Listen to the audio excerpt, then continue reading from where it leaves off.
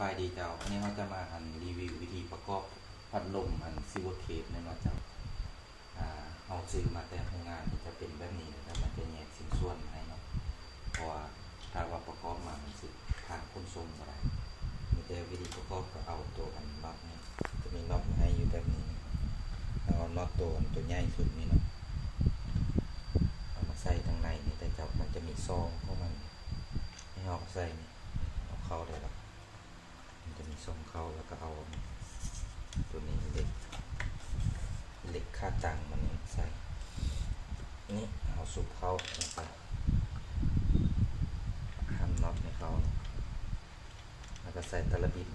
ใส่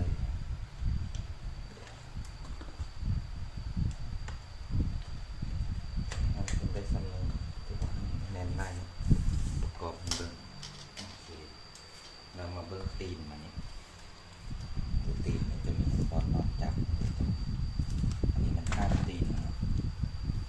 เราจะมีแต่เอาใส่แบบนี้แล้วก็เอาน็อตใส่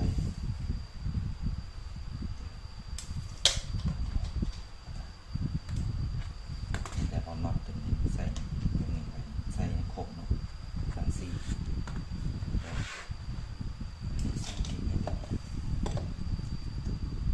เมื่อกี้เอาน็อตตัวแม่ใส่แล้วก็น็อตตัวผู้เนี่ยเราหั่นเขาใส่ทั้งสี่ด่านแบบนี้แต่ว่าเมื่อกี้เขาก็ได้